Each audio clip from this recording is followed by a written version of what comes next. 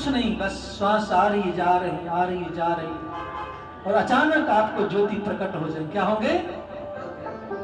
जब जैसे ही मन एकाग्र होंगे तो कहते पर्दा है, ध्यान करेंगे तो अंधकार दिखेंगे। क्या दिखेंगे? क्या दिखेंगे? अंधकार, कुछ नहीं, केवल अंधकार ही अंधकार। फिर ज्योत रूपी परमात्मा प्रकट हो जाएंगे अचानक। वो कब प्रकट होते हैं? जब संपूर्ण वासनाएं खत्म हो जाते, लीन हो जाएंगे, तब जाके। प्रेम की विहलाल की। इस तरह से राजा परीक्षित को ध्यान करने की विधि बताए। परमात्मा को प्राप्त करने के लिए और दूसरा कोई विधि इससे श्रेष्ठ नहीं है। ओम का चिंतन कीजिए, श्वास को मधानी बना लीजिए, ओम का मंथन कीजिए, परमात्मा रूपी ज्योत प्रकट हो जाए। इस तरह से बैठ के प्राण को वश में करके परमात्मा का ध्यान। कई लोग कीर्तन करते, तो कीर्तन क्या, जैसे कीर्तन करते करते करते मन परमात्मा में लीन हो जाते हैं, उसमें समय ज्यादा लगता है। सरल है लेकिन समय ज्यादा लगता है। सबसे सरल है वो है ध्यान। सबसे सरल तरीका, आंख बंद करना है, बैठ जाना है। फिर सुखदेव जी ने कहा कि राजन, जितने भी मनुष्य है अपने अपनी कामना के अनुसार जितने भी देवी देवता के पूजन करते हैं, वो देवता उनको सब कुछ प्रदान करते हैं।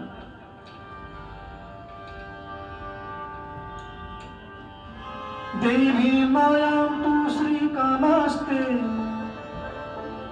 तजस कामो विभावसुम वसु कामो वसुन रुद्रां गृह कामो अथ विभीर्यवान्।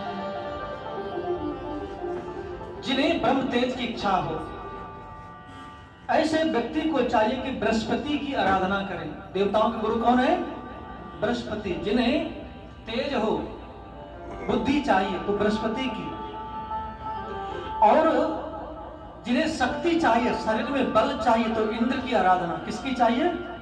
इंद्र की। जिन्हें ताकत चाहिए, और जिन्हें लक्ष्मी चाहिए, क्या चाहिए?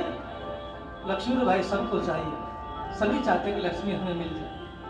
तो कहते हैं माया देवी की, यानी लक्ष्मी जो आदि शक्ति है उनकी आराधना करनी चाहिए।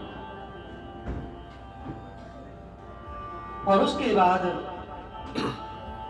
जिन्हें अन्न प्राप्त करने की इच्छा हो उन्हें अदिति की, जिसे स्वर्ग की कामना हो अदिति के पुत्र देवताओं की, जिसे राज्य की अभिलाषा हो विश्वदेव की।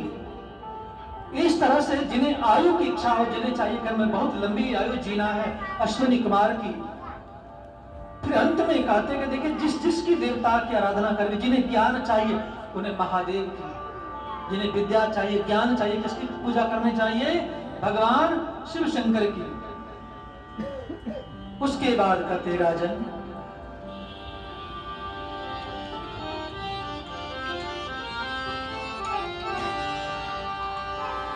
अकामः सर्वकामो मोक्ष कामे उदाहृदि तीव्रेण भक्ति योगेन यजित पुरुषं परम।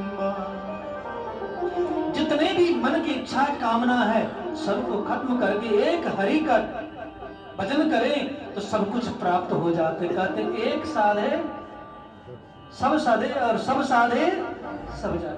तो एक परमात्मा को पकड़ लो, सब कुछ आपको मिल जाएंगे। और उनके लिए चाहिए आपको केवल भक्ति। क्या करना चाहिए? भक्ति। सबसे सरल तरीका है कि परमात्मा को प्राप्त करने के नवधा भक्ति, 9 प्रकार के भक्ति का नाम सुने होंगे। उनमें से 3 सबसे श्रेष्ठ है। कितने? श्रवण, मनन और कीर्तन।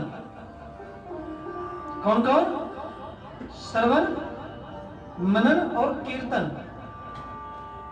श्रवण यानी जैसे कथा सुन रहे हैं, और कथा सुनने के बीच में जो हम आपको उपदेश दिए हैं इस भागवत की, उनका मनन करना है। फिर परमात्मा के रूप का बार बार चिंतन करना, उनको कहा गया है कीर्तन। उनके नाम का स्मरण करना कीर्तन कहा गया है। कहा कि परीक्षित, भगवान की कथा कीर्तन जब भी जहां भी मौका मिले वहां सुन लेना चाहिए। और मनुष्य की आयु दिन प्रतिदिन खत्म हो रहे, नष्ट होते जा रहे हैं। स्वामी वराहोष्ट खरे संस्कृत पुरुषं पशु नयत कर्ण पथोपीतो जातु नाम गदाग्रजः।